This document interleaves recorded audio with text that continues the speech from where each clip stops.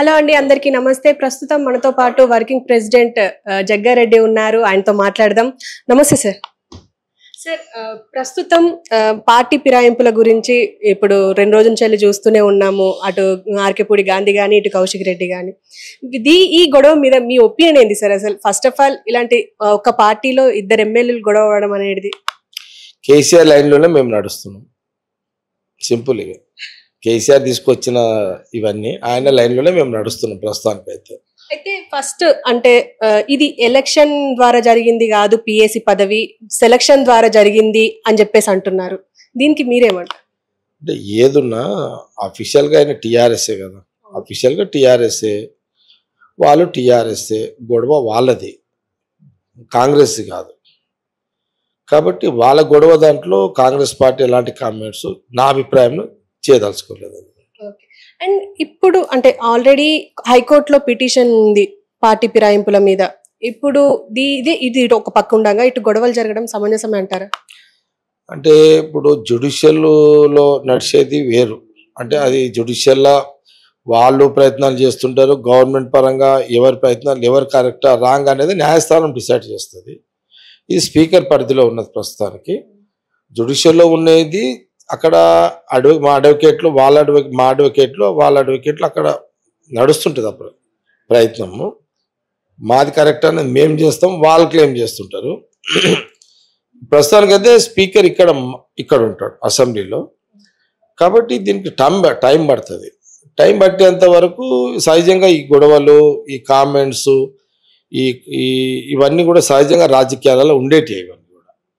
Exactly నిన్న జరిగింది ఏంటంటే ఆర్కేపూడి గాంధీ ఇంటికి ఇప్పుడు ప్రస్తుతం కాంగ్రెస్ లో ఉన్న ఎమ్మెల్యే దానం నాగేందర్, అంటే ఒకప్పుడు బీఆర్ఎస్ లో గెలిచి మళ్ళీ కాంగ్రెస్ లో జాయిన్ అయ్యారు. ఆయనని అనుమతించారు పోలీసులు. మరి కౌశిక్ రెడ్డిని ఎందుకు అనుమతించలేదు, అండ్ షంబీపూర్ రాజును ఎందుకు అనుమతించలేదు, ఎందుకు అరెస్ట్ చేశారు ఎక్కడికక్కడ ఎమ్మెల్యేలని అని అంటున్నారు. దీనికి మీరు ఒకరి మీద ఒకరు విమర్శలు సహజంగా ఉంటాయి.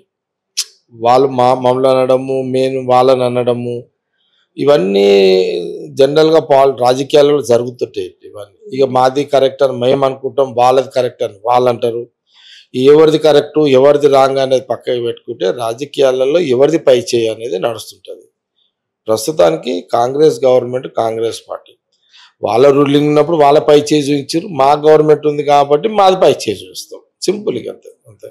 మరి నిన్న జరిగిన గొడవలకి అంటే సీఎం రేవంత్ రెడ్డి ఉన్నారు, ఉత్తమ్ కుమార్ రెడ్డి ఉన్నారు ఆ గొడవల వెనక, అంటే ఆర్కేపూడి గాంధీ వెనక ఉండి నడిపిస్తున్నారు అని చెప్పేసి అంటున్నారు. అండ్ ఇటు కౌశిక్ రెడ్డి వెనక అటు హరీష్ రావు ఉన్నారు అంటున్నారు, కేసీఆర్ ఉన్నారు అంటున్నారు. అసలు ఏంటి అసలు ఇదంతా? అంటే ఒకటి, ఈ రాజకీయ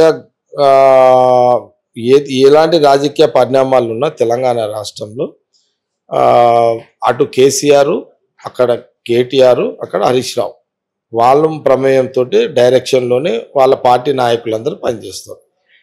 సోనియా గాంధీ, రాహుల్ గాంధీ నాయకత్వం జాతీయ రాజకీయాలు మన పార్టీ పరంగా ఒక కోణం అయితే, ప్రభుత్వ పరంగా ఇక్కడ ఇప్పుడు ముఖ్యమంత్రి రేవంత్ రెడ్డి గారు పిసిసి ప్రెసిడెంట్గా ఆయనే ఉన్నాడు. కాబట్టి ఇక్కడ ఆయన మా మినిస్టర్స్, ఈ పార్టీ నాయకులు, ఇట్లా సిస్టమ్ నడుస్తుంది.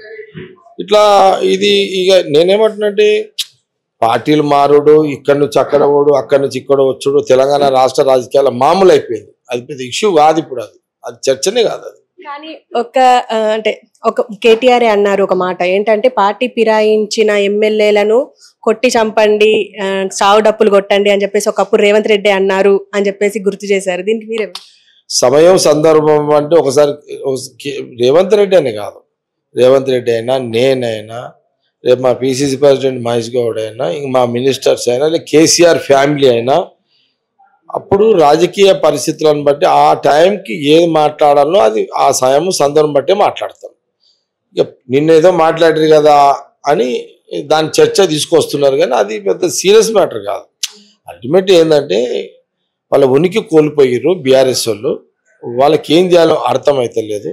ఆ పవర్ చూసి పవర్ వేసేసరికి షాక్లో ఉన్నారు. కాబట్టి ఇప్పుడు వాళ్ళకి ఏం తోయలేక ఇదొక అంశాన్ని అడ్డం పెట్టుకొని ఈ 2 రోజులు రాధాంతం చేసిన బీఆర్ఎస్ నాయకులు.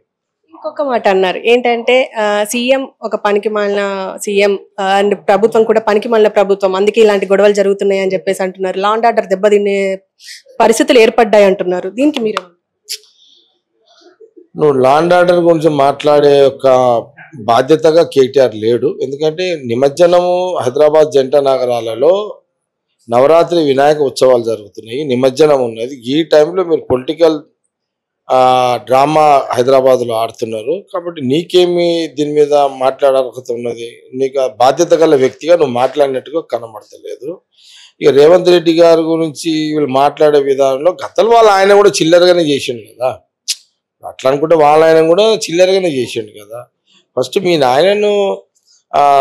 నాయన చేసిన వ్యవహారంలో మీ నాయన పాఠాలే మీకే అప్పచెప్తున్నాం. ఇక అది మీ నాయన, ఇది ఇప్పుడున్న రాజకీయ పరిస్థితులు అట్లున్నాయి.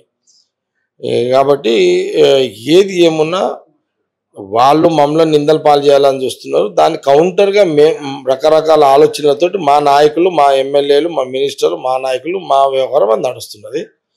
ఏది ఏమైనా వాళ్లకు పవర్ కట్ అయిపోయేది, పొలిటికల్ పవర్ కట్ అయిపోయేసరికి మధ్య భ్రమించి మాట్లాడుతున్నారు. సరే, ఇంకొకటి ఫైనల్ గా క్వశ్చన్ ఏంటంటే, టీపీసీసీ పదవి ఆల్రెడీ మహేష్ గౌడ్ గారికి అప్పచెప్పారు అండ్ రేపు ప్రమాణ స్వీకారం ఉంది. అయితే సీనియర్లు అందరూ ఉండగా ఆయనకు ఇవ్వడం వెనక ఏదైనా ఉందా, లేకపోతే అంటే ఇంకోటి ఏంటంటే నిన్న కొన్ని వార్తలు కూడా వచ్చాయి, సీనియర్స్ కొంతమంది ముఖ్యంగా మధుయాష్కి గౌడ్ అలిగారు అని చెప్పేసి వార్తలు వచ్చాయి. దీని గురించి మీరేమంటారు? నేను ఎవరి గురించి మాట్లాడగాని ఎన్ఎస్యుఐ యూత్ కాంగ్రెస్ నుంచి పనిచేసినటువంటి కార్యకర్త నాయకుడు మహేష్ కుమార్ గౌడ్ అదే గుర్తించి అధిష్టానం నిర్ణయం చేయడం జరిగింది. Okay sir, thank you very much. So చూసారు కదా, జగ్గారెడ్డి కాంగ్రెస్ వర్కింగ్ ప్రెసిడెంట్ జగ్గారెడ్డి అన్న మాటలే ఏదంటే ఖచ్చితంగా అంటే వాళ్ళ ఒక పార్టీలో జరిగిన గొడవలే తప్ప, అంటే పదవి పోయిన బీఆర్ఎస్ పార్టీ అంటే పవర్ లో లేదు కాబట్టి పిచ్చి పిచ్చి కథలు పడుతుంది, అంటే పొలిటికల్ డ్రామా తీసుకొస్తుంది. ఒక పక్క అందరూ అంటే రాష్ట్రం దేశం మొత్తం నిమజ్జనంలో అండ్ వినాయక నవరాత్రుల్లో ఉంటే మాత్రం ఇటు ఇంకో పక్క ఈ పొలిటికల్ డ్రామా తీసుకురావడం అనేది చాలా దారుణం అని చెప్పేసి అంటున్నారు. సో ఇంకొకటి అంటే టీపీసీసీ మహేష్ గౌడ్కి ఇవ్వడం వెనుక ఉన్న మాటల్ని బట్టి చూస్తే అంటే ఆయన దాటేశారు అని అయితే తెలుస్తుంది. కానీ అయినప్పటికీ అంటే వాళ్ళు సంతోషంగానే ఉన్నారు, ఎవరు అసంతృప్తిగా లేరు అని